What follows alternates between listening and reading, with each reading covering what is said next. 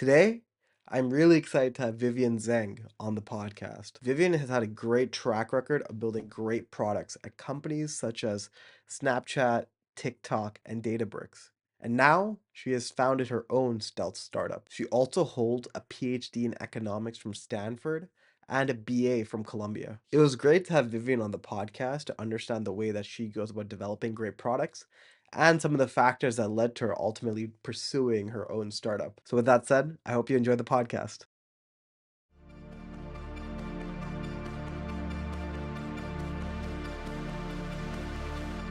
Hello, everyone. Welcome to the Building Blocks podcast. I'm really excited to have Vivian here. Vivian, welcome to the podcast. Thanks for having me here today. Yeah, I'm really super excited to get into your experience and talk a little bit more about the work you've done on TikTok and around big tech before jumping into your startup. But I first want to start from the beginning. So you've been an expert in product management for a very, very long time. But what brought you towards product management? What was that root essence there? Yeah, sure.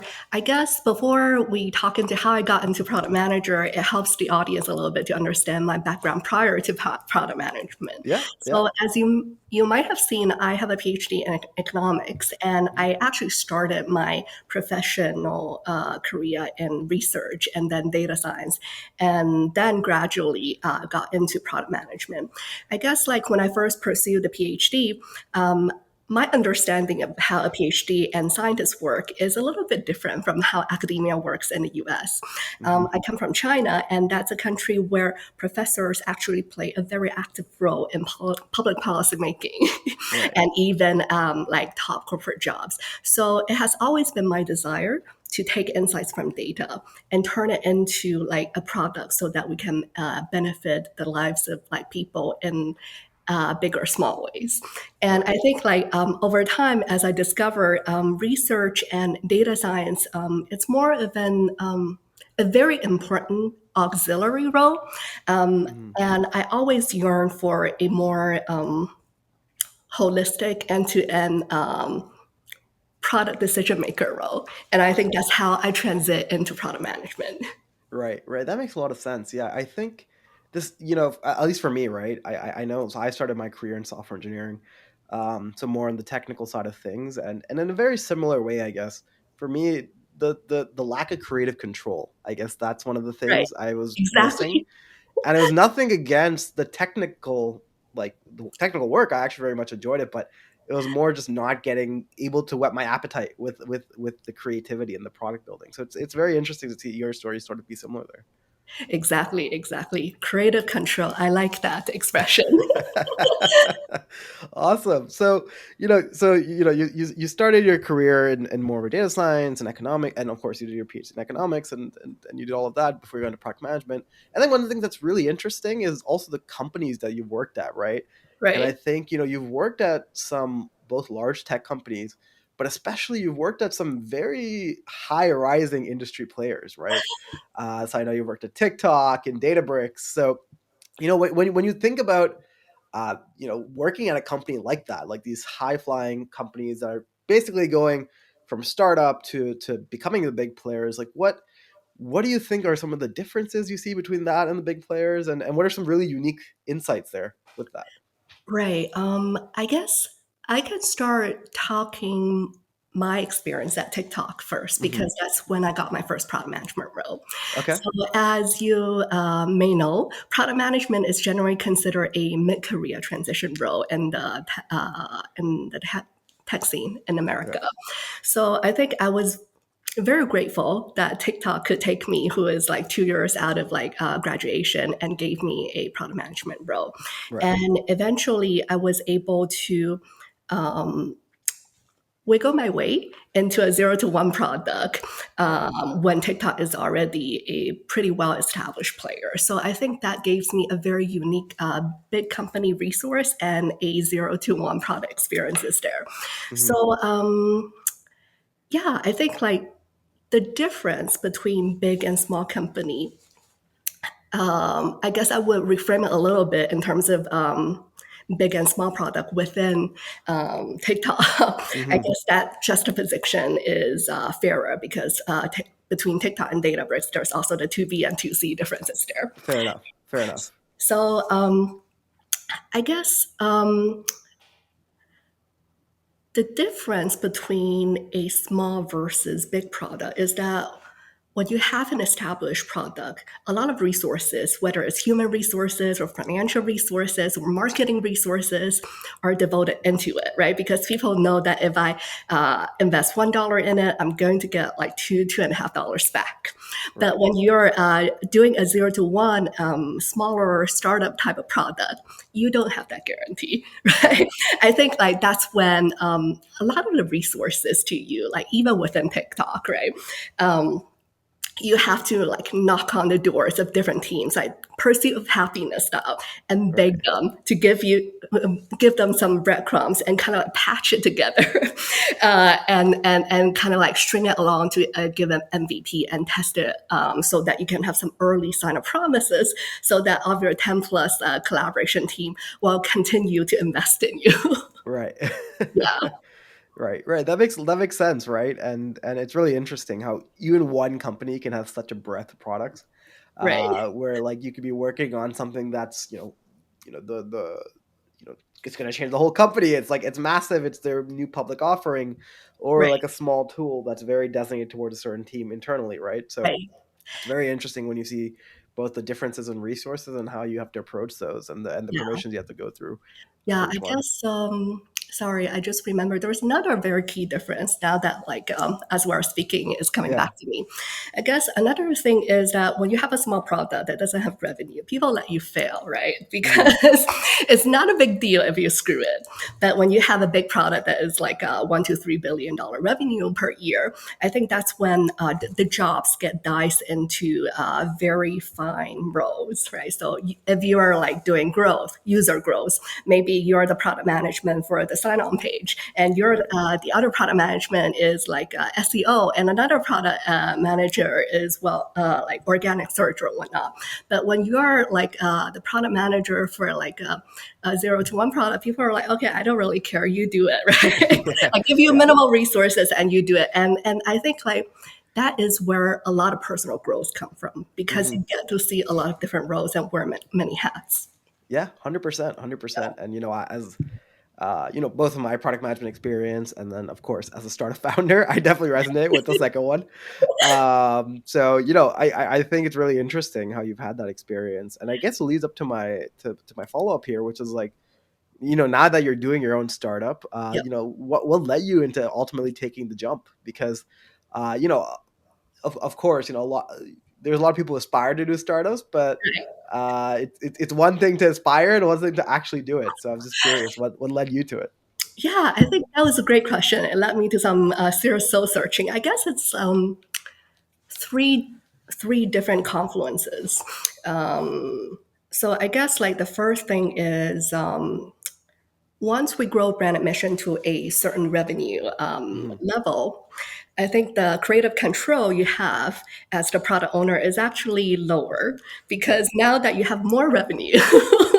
It's a product on the radar now. So Right, right. It's a product under radar, and you might want to do like 100 different things, or right. and then you get to do maybe one, or you can take it on a much more ambitious directions, and but then there's a product owner there, and you probably don't want to cross over the ownership line and whatnot. So there's a lot of I wouldn't call it politics. I would just Right. say because of the rapid expansion of headcounts in TikTok Hmm. US, as well as how crowded the products are, there are a lot of boundaries Yeah. that you need to cross and coordinate. And I found that like 90% of my time are spent on coordinating. Um, what is a more PC word to say? No, I like, get it. I get it. I yes, understand. Yes. like making sure everyone is happy. Yes. 100%. Yes. I get it. Pareto improvement, yes. Yes, and I guess like I think that's what led me to the job at Databricks because Right. I love that 0 to 1 kind of experiences, and on paper it seems like Databricks is a more at a more startup stage compared Mhm. to TikTok. It's a lot smaller. Right. Right. It still has a very aggressive like product delivery deadline, which I thoroughly enjoy at TikTok. So that's when I went to Databricks. And at Databricks, what is really interesting about their product management role is that you actually wear the hats of sales and testing engineer at the Interesting. same time, right? Okay. So that is so different from other product management roles that I've had. So, for example, we actually hired a lot of engineers from AW Redshift. And a lot of the things that we're doing is actually catching up with the functionality on AWS, right? Right. So a lot of times, product management there are tested with, hey, you want to go and test that this features that you're developing is actually working. So you Yeah. spend a lot of time in command line, Right. and then you are tasked with writing a manual of how to pull it off, what are some case studies, and then you go and knock on all the different clients that you have, and then try to sell them on this product features and Right. ask them for what additional features they might want to see that will help unlock more revenue from them. And the more time I spent on that, the more I think that now my skill set is really holistic, right? Right. Because Right. if there's anything that I feel a little bit insecure coming from a more econ data product um, background is that I was not very secure in my coding ability Right. or my sales ability. But I was like, hey, I actually don't suck as much. Right. Right. I Right. Fair can do enough. it, right?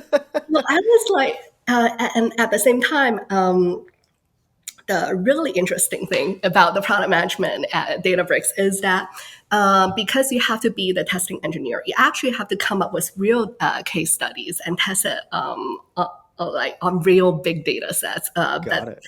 Right. So you actually are forced to come up with toy examples, and then I was like, wow, like I can actually pull off a MVP product, especially with the help of ChatGPT. Yeah. No. 100%. Who are 100%. great at coding, right? Yeah. So it was like, okay, so that couple with me wanting to have creative control.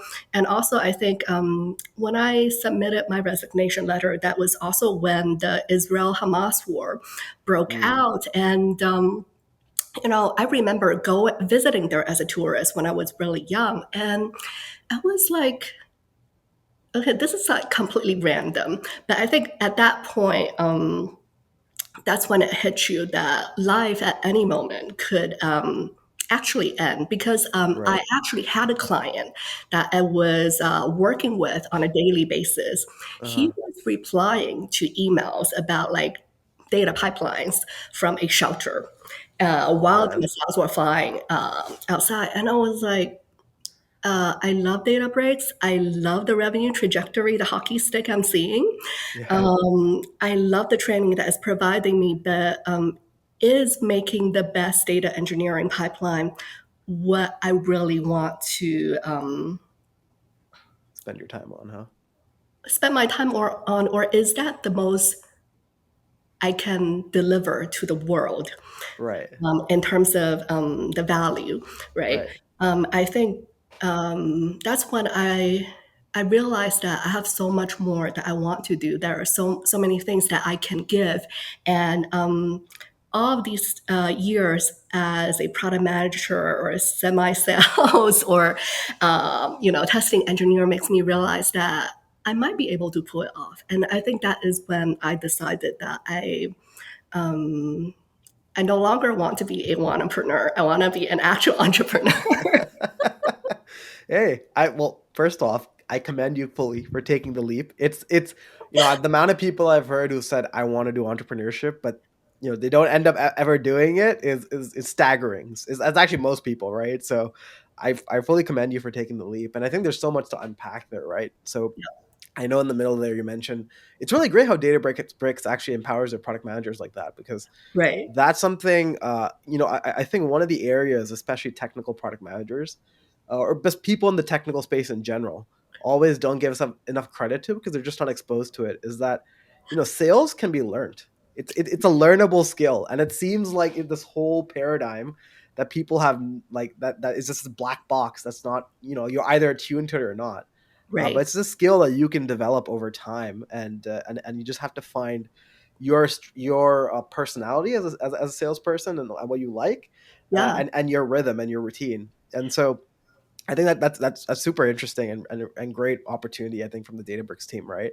Yeah, definitely. Um, Because I think like I don't know where this come from. When I was younger, I always feel like sales is like you feel a little bit slimy about it. But as you grow older and as you become an entrepreneur, you just realize that is probably one of the most important departments.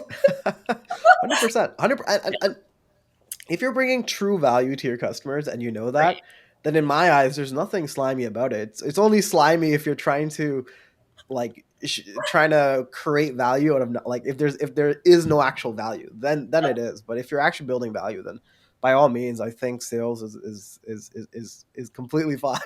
Yes, So really, you're really interesting. I think you have a very interesting background there, and I know in the middle there you alluded briefly to brand admission. So right. let's touch on that a little bit more, and then we can get into it, right? So Yeah, just to give the audience some context, and I'm sure you'll add even more as we go.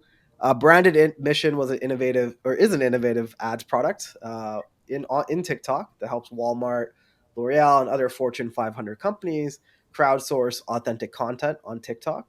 So it's essentially turning top performing UGCs into ads, and you share that revenue with the top creators. right. So super exciting stuff. And as somebody who's building something in the creator economy, actually, it's very interesting to myself as well, but on a more personal basis. But starting more from a general product, what was your methodology for identifying this opportunity? And like as you say, you went 0 to 1. So what was zero for you? Like how do you start that? Yeah, sure. So I guess like what zero was like was we had something called TikTok Creative Exchange.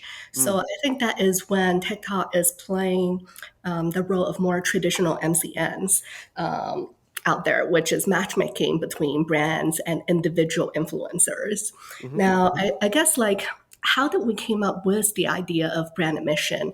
It's more after we talked to a lot of our clients, and we realized that there are like one critical pain point and one common ask. One common ask is how do I go viral? And one critical pain point is how do I know this influencer is going to be worth my money? right. Because a lot of times, for example, I get a lot of calls from ex Snapchat employees who have turned to become like entrepreneurs and CTOs, and they would call me as like, "Hey, you guys says create TikToks, not ads, right? We created TikToks." But like the views just flopped, and Right. it is so frustrating because if you think about the entire influencer marketing end to end, the funnel is incredibly long, Yeah. right? So not only do you need to cold call different influencers, you have to create on the creative looks and feels and the Yeah. key messages you want to get out there, and then you have to negotiate the deal, hmm and you have to negotiate the entire like impression copy sorry the creative copyright and so on and so forth. hmm So like that itself is like a 2 to 3 months like process for one influencer. Yeah. And like you go through the entire 2 to 3 months, you spend the money to boost the ads, and you have no idea whether the ROI is going to be positive or not, right? Yeah. So I guess that is when we um, the problem statement that we came up with was that, well, I guess like the third part is there is a very practical concern back then, which is TikTok started maybe 10 to 20 years behind Google and hmm Facebook. And we started in our monetization in an era of GDPR and CCPA where user information are becoming harder to collect Right. and targeting is becoming less precise. And we just don't have a rich enough identity graph as Meta and Google. Right. So the problem statement is how can we create ROI positive influencer campaign that taps into the superpower of TikTok's ability to go viral, right? Right. I think that is when we thought about, hey, why don't we just automate the entire influencer marketing campaign? And how do we address the problem of uncertainty? Right. Right. So in economics, one way to deal with it is diversification. Right. Uh-huh. So I don't know whether the influencers who has succeeded in Coca-Cola will be able to create a great creative for craft cheese. But it's Right. worth a shot, right? Let's Right. just ping like 50,000 of them. And at least like 500 of them would be enticed enough Right. to submit a proposal. And if we once they submit their proposal, the creative director at L'Oreal and P&G and Walmart will be able to see some initial A/B testing result. They will see, hey, what is their like, comment, share rate, and do they agree with the vibe of the design or whatnot? And Hmm. once they decided that the data looks great enough, they have some initial proofs that it's promising for this particular campaign, then we kind of like broadcasted them out, and we guarantee a minimum of 30 million impression in the United States Right. in ads traffic. And anything that gets in the organic traffic, they get it for free. So we kind of engineer this viral moment by having at least a lower bound on impression. And Right. since we charge on a per packet, like every $30 million, we charge around 300K in the United States. That is an basically upper bound on the Right. CPM, right? So anything you get for free in organic traffic is going to just drop your CPM dramatically. So we kind of have some engineered virality in it, but we also preserve the lottery nature of a great TikTok campaign out there. So I think that is Interesting. when we decided that we will quickly test this very ambitious end-to-end and crowdsourced solution to influencer marketing. Yeah, no, I mean, and that's amazing, right? I think, on a general note, one of the things I've seen in influencer marketing as a whole is that where, obviously influencers have been there for a while, but I think the business sense for brands has really come into fruition in the last 5 or 6 years. Right, And so they are heavily investing in influencer marketing, and going forward, I think that's only going to increase all right. dramatically. Yes, And to not get into my pitch and to stay away from that, but like it just makes sense to enable them as much as possible to see the potential of it, and especially the right, ROI number is massive, right? So right, it's very interesting the way you guys were addressing that, and your solution there. And so, you have these brands that have this question, or you have this idea first for the brands, right, and you've worked with clients before, but like, achieving product market fit is crucial, obviously, for a new product. right, And I think you had a pretty good way of doing that, where you identify the problem, come up with a solution. But like, now that you had that, what was the next steps? How did you go about building an MVP and validating the product, especially in the early stages? right. So I guess the next step is to sign up testers, right? Right. And the question then becomes, who are your target audience? Are the big brands? Like among the big brands, there are different like industries. Which industry are you going to target? Which industry are you not going to target?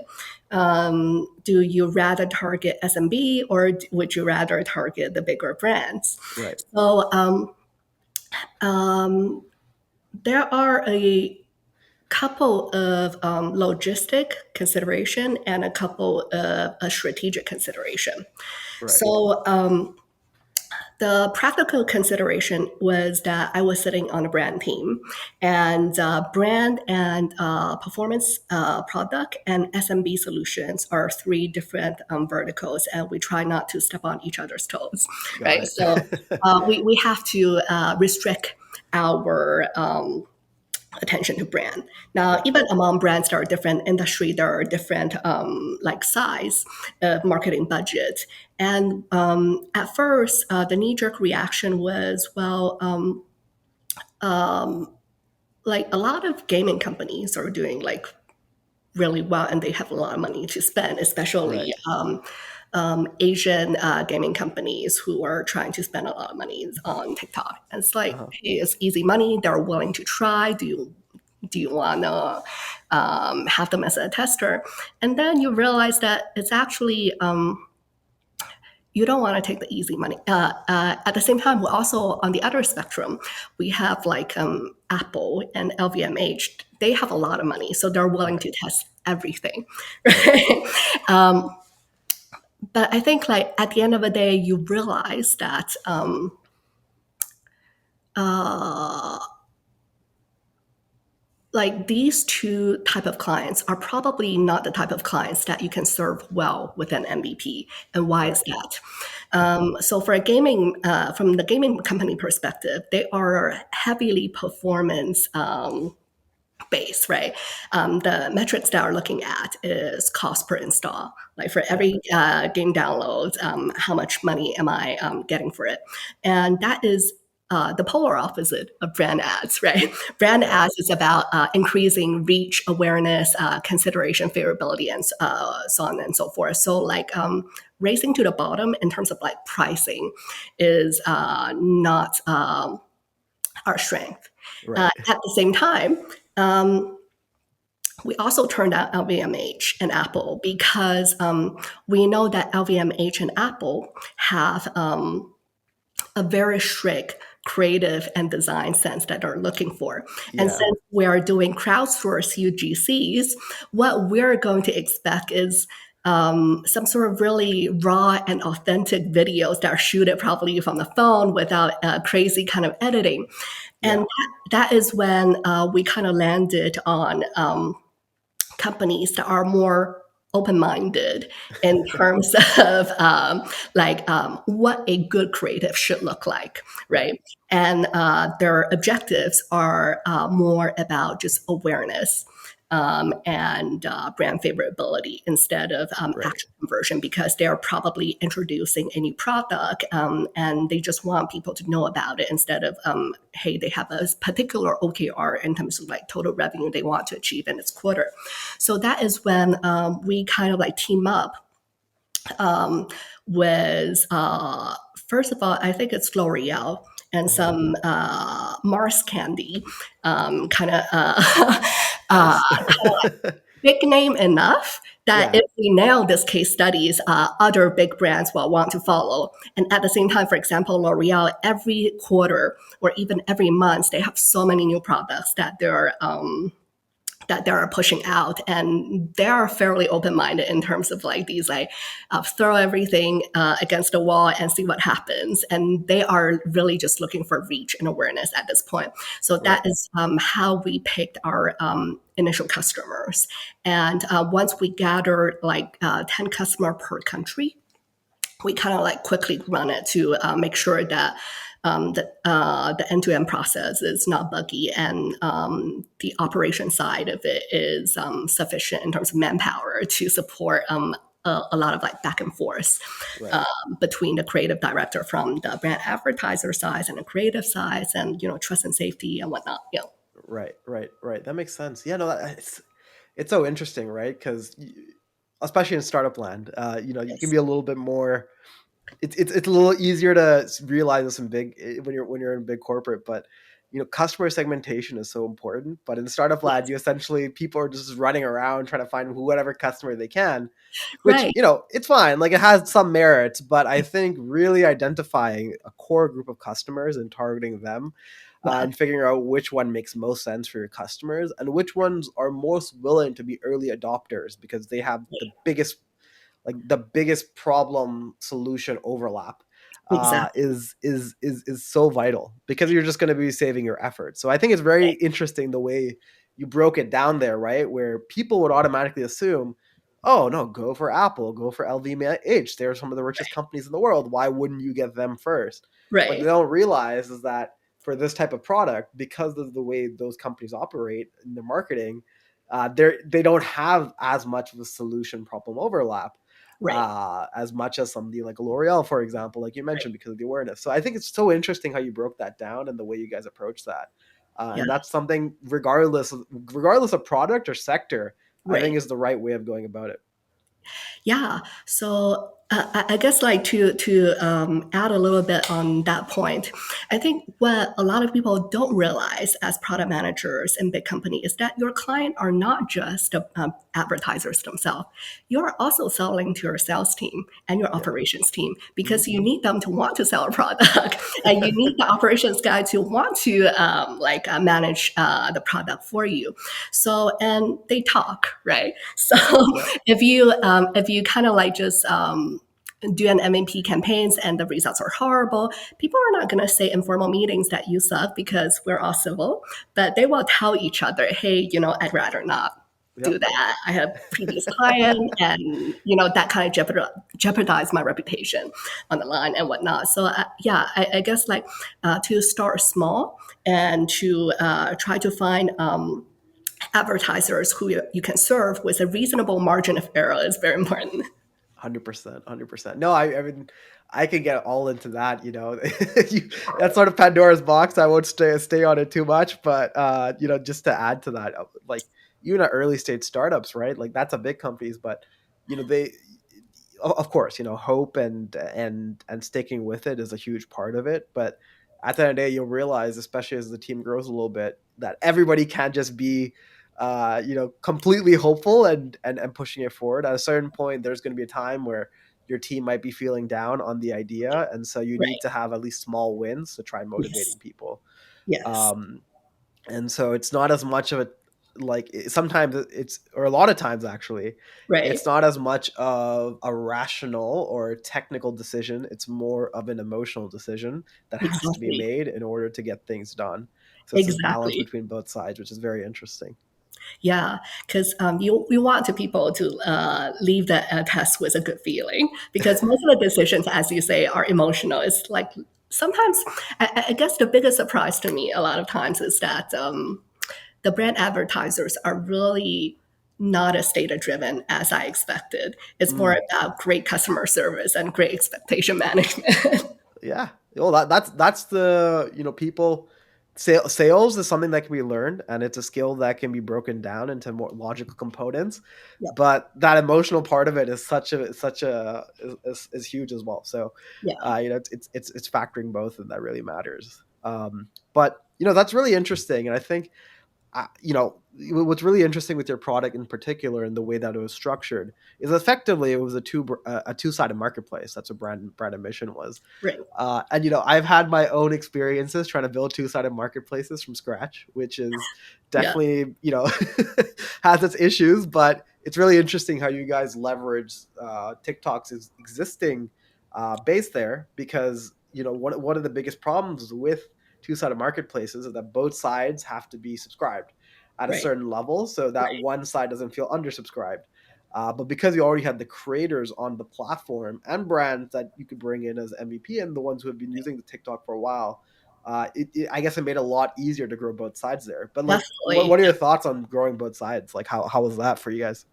Yeah, so as you said, we make like we were very fortunate to be able to build a two-sided platform kind of product with a high density of creators and high density of brand advertisers. So we definitely benefit a great deal from that.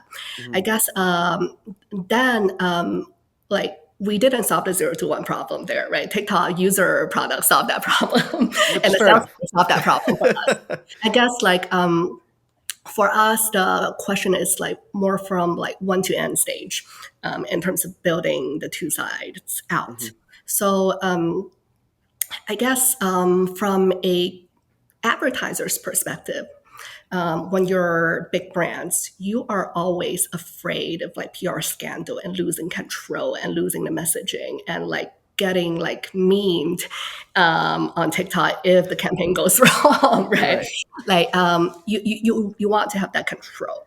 And Right. how do we provide that control to advertisers while also creating a great experience for the creators who are not exploited and also like because we're paying so many creators and like if we don't provide them with sufficient incentive, then very soon they're going to get fatigued and turn off our notification, right? Because at the same Right. time, internally, while we're using the notification, we're also competing with other teams who may or may not be monetization. It could be like new TikTok filters, new Taylor Swift music, whatnot, right? Yeah. So Yeah. we need to make ourselves enticing enough.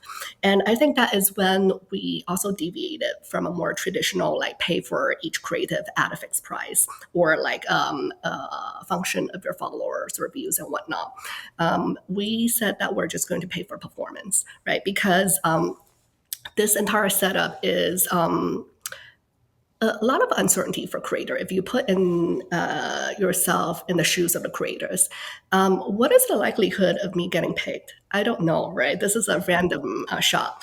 Now, if I already have like 300K or like 500,000 followers, then I have a pretty good rate ongoing with existing brand deals. Why do I want to do this, right? Yeah. At the same time, you also want to get a lot of submissions from these high followers creators, because these are the people who have proven that they have the basic skills and scripting sense to create viral moments and great ROI for the advertiser. So you want to so you want to make the payout exciting enough, and that is when we decided to.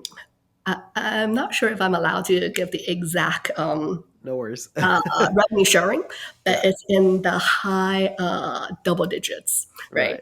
So if the advertisers pick your creative, and if you're one of the few creatives that get like tens of millions of impressions, then you're essentially divvying up a significant portion of the campaign money itself, Right. not just cheap labor.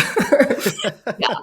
So I think those are the two key concerns that we kind of distill from the creators and the advertisers after like rounds of like talking one on one.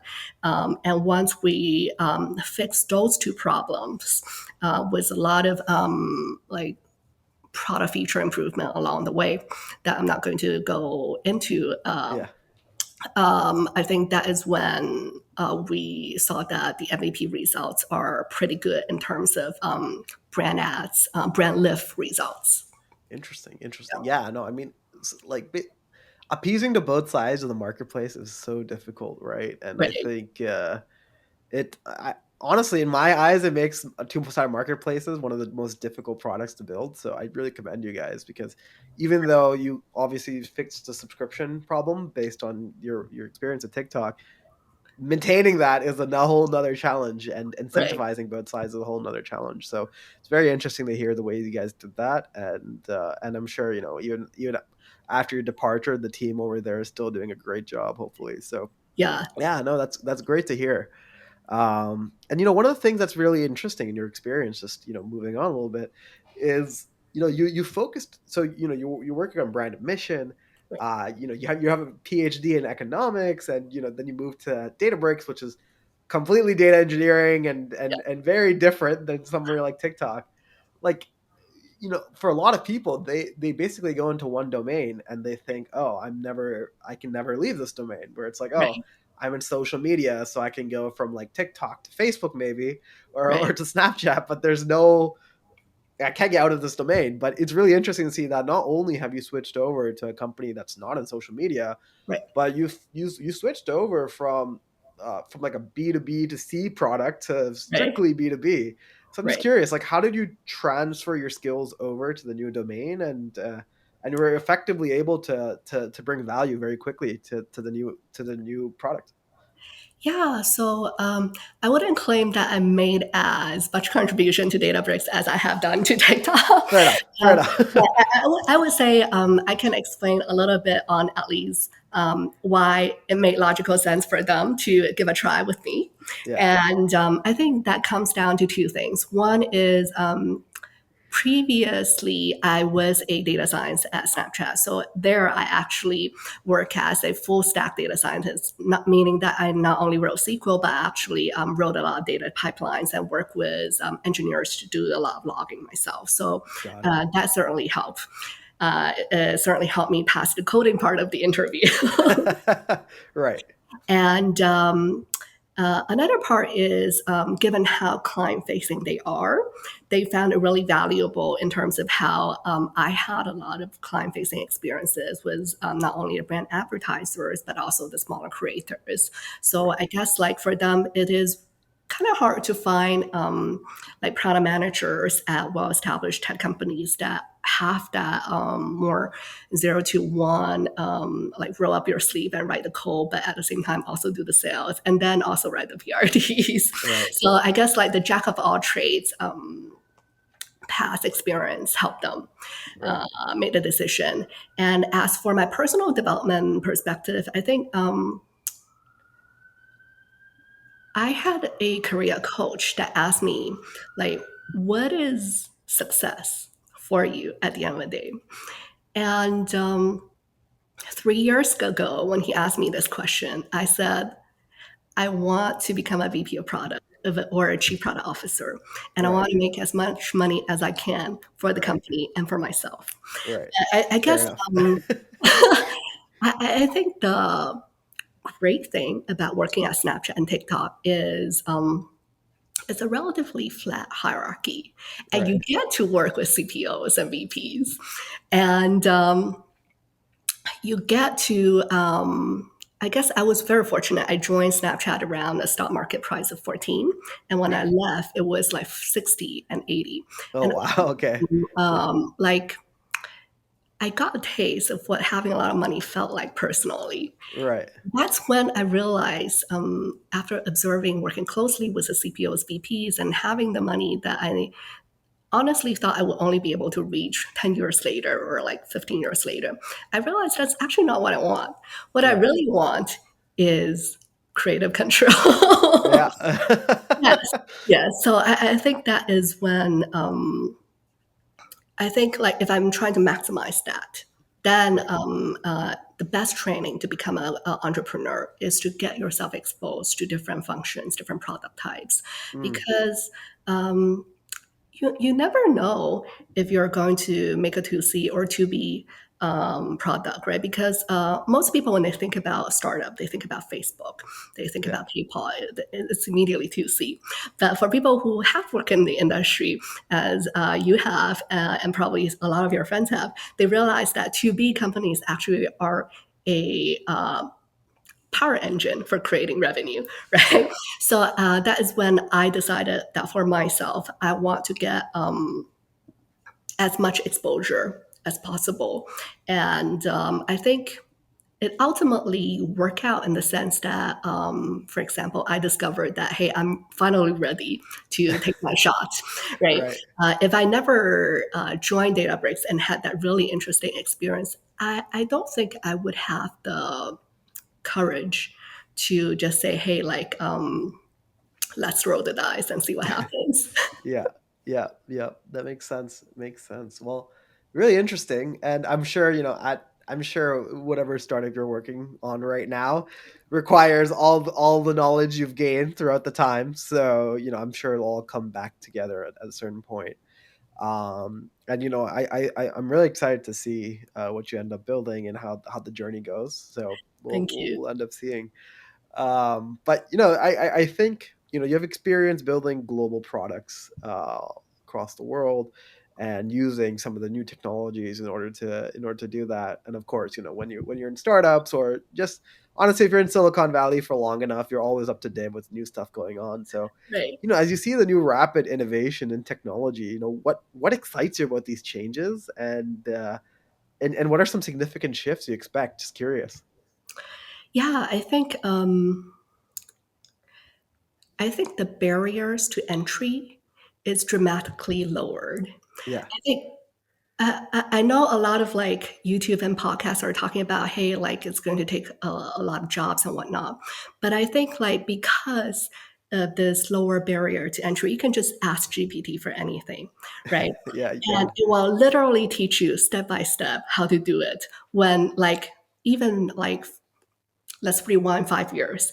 If you want to learn how to build a website and you're hiring a undergrad at Berkeley or Stanford to tutor you, that's Yeah. going to cost you at least 100 or 200 hours, to $100 to $200 per hour. But now all you need to do is to use the free version, or if you want to pay less than $20 of the Yeah. GPT subscription.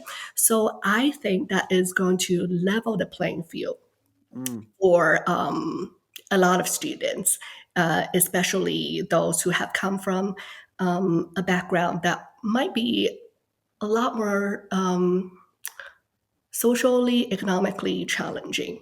And I right. think that because it empowers this previously gatekeep populations to become entrepreneurs, they will be able to come up with new products that serve that vast amount of community, Right. that are probably some of the products and solutions that people who are more like traditional entrepreneur types who come from like the top 1% families will not be able to come up with. So I think 100%. from a social economic equality perspective, I'm super excited about that possibility. 100%. No, I completely agree with you. You know, AI has opened up the floodgates, Yes, and like you mentioned, you can get it to make your website and to make you very high level software for you as well. right, And we're getting to the point where the the execution layer matters. You need right, to have an understanding of what you want and be able to right, guide the software, right, but the actual execution, the right. skill and the time required to do that is dramatically decreasing. Exactly, Um, and so exactly. yeah, I mean I've had my own little fun time with AI, Yes, and it definitely, when I'm building it, it definitely makes whatever I'm doing like 10x or 15x faster, yep, and much more effective. So definitely, I'm very excited to see what people do. yeah. And I think another thing that I'm very excited about is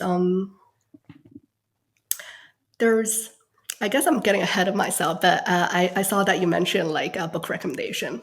I was reading a book from an MIT professor on technology called Brynjolfsson, and Okay. he was saying that how like after IBM Watson beat the chess championship, people kind of feel a little bit like dismayed, right? What is the use of learning chess anymore?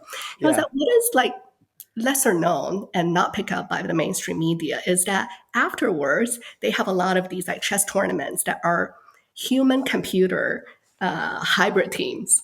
And Okay. what they discovered was that in some of the years the champions are the average chess players. I shouldn't say average, pretty great chess players, but But definitely not like yeah, chess masters. I get not it. a chess master. They team up with three different computers. They're not top of the line, and Yeah. they end up winning against the chess master or the best computer out Right. there. So I think I'm also really aside from making the playing field level, I'm also very excited about how it enables not just the geniuses of this world, but anyone who's willing to put in the execution work and operations and continue iterating on it to deliver out of the world result. 100%. No, let's see what happens. Yeah, And you're now working on your own product. I know we're not going to divulge into that, but being a first time founder, how are you feeling? How have things been? Obviously, it's very different than working at big tech, or at corporate. So, what are your thoughts initially? yeah. I think it's interesting. Initially, it's a sense of liberation. You can just like do whatever you want to the quality that you want, right? Yeah. And I think um, I I guess like the constant trade off that I'm trying to balance, and I still can't say I master it very well, is when do I outsource a particular task to someone else who might have a more comparative advantage compared to me to do it Mm, versus when do I do it myself? mm, At what point of market differentiation in terms of quality and positioning are good enough that I'll push it out as an MVP and not be afraid of the backlash, right? Um, I think because I came from TikTok and Databricks, which from my perspective now is huge companies, right? I Yeah, have they unlimited are. resource if I just ask. Yeah, I think like when you go to the opposite extreme, you're probably a little bit more conservative because I also didn't. I made a conscious decision of not raising fund right. external funds because I want to have more creative control Fair at the enough. Yeah, beginning. And I guess like at that point, I guess I want myself to be more disciplined in terms of really making sure the MVP is just good enough and not spending excessive amount of time yeah. on crafting the best product I can possibly give and not trying to do everything myself, right? Yeah, No, I get it. I'll tell you this, right? And this is just my experience. Granted, I'm only a year and a half into my journey now, but you're way ahead of me. well, it took me a long time to get to some of these points. But one of the things I've learned is that, like, when you're at big tech companies, of course, when you put it out, it's you have this whole brand, you have this whole thing with you. You have to make sure whatever you're putting out is meets a certain threshold that the brand meets, and like things have to be very spelt out before you release it out Right, to the public. With a startup, the issue is like we spend so much time in ideation and not right, putting it out to right, customers and not delivering value that it a lot of times I think we start to lose the plot. right, And we exactly. don't really have a salary coming in or just our job or other people around us in an organization to call us out on it. And so now my approach, and granted, this can change case by case, but as a general approach, is that what can I create that has, like, what is like the minimum threshold that I Right, can create that delivers enough value to get a customer across the line? And that yeah, doesn't have to mean the product is janky or this or that, right, but still, like, you don't have to like what is the minimum amount of features and value and product that I can build to get right, a customer across the line? How can I build on that foundation? Because I think so much of your product development is then informed by your customers and the way that that goes versus yeah, sitting in the pressure cooker for a yeah, while. So that, exactly. I mean, that's Love my that 2 cents. framing. But I love that framing. Yeah, it's certainly very helpful. Yeah, yeah, but I think this is stuff like it's very different. Like I think people who are in corporate are like, oh yeah, yeah, we're gonna go leave, I'm gonna go leave to go do a startup, or at least I was like that. And right, then when you try it, you realize, oh my god, this entity that I've associated myself to for so long, and all right, the stuff benefits that I got from that, it is so jarring to now be cut right, off from it, right? So right. anyway, it's very interesting always to talk Yeah. to people about it. I guess another challenge I face is I guess I'm getting better at it, which is a lot of times you get a little bit distracted by what your potential competitors or like the dominant market players today are doing. And Yeah, then you try to perceive them exclusively through the lenses of competitors and you get distracted on how you can one up them, right? 100%. I think maybe it's serendipity. Like one day, YouTube channel recommendation show me recommended this video from Y Combinator that has the thumbnail "Competition is for losers."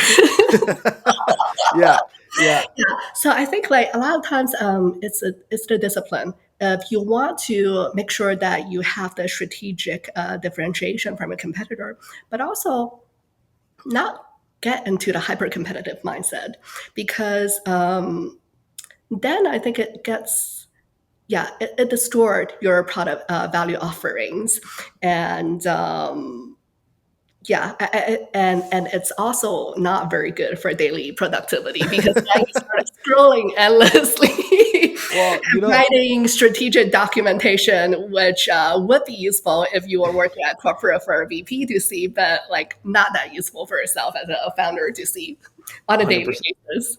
100%, 100%. And like, I think my 2 cents on that, especially early on, is that I look at competition as more of an inspiration. But if I talk to customers and they're not using my competitor's product, especially if I talk to several customers and Right, there's something missing there, right, then either A, they haven't penetrated the market enough, which is great. That means there's still an opportunity, or there's a problem there. and Right. perhaps down the line we'll identify that. But then it's like, okay, great. As long as those two questions, as long as there is a subsection of customers that aren't using their product and that I can serve well, now that I know that, what is the main priority to serving them well? What is their number one? What is the number one priority? And Yes. then I think when you go down the line, first off, you don't even know if your competitor is going to stick around because a lot of companies just fold Right. or something goes astray. But second, like, that at a certain point, as you start to grow that customer base, then you can start to look more into the competitive nature and how you can take Right. away customers from them rather than just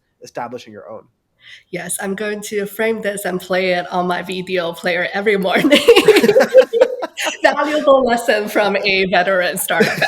I don't know if I'm a veteran. I'm 1.5 years in, but I've learned enough, I guess. But I don't want to. I could keep going on for another podcast, but I really appreciate you, Vivian, for hopping onto the podcast. Before I let you go, I know Yep. you did mention a book, so we're already covered on that question. But I guess Right. in general, like, what are the next steps for you? Like, what can we look forward to?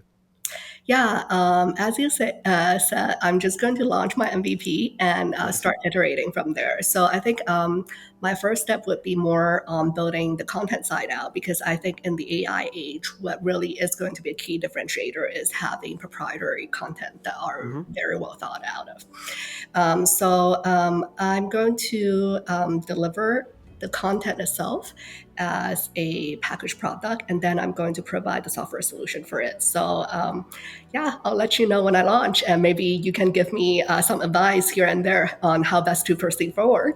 Yeah, always happy to do that. And for everyone listening, thank you so much for tuning in. Thank you so much, Vivian, for coming on. Thank you And for till next tuning one, everyone, thank you so much. in. Bye.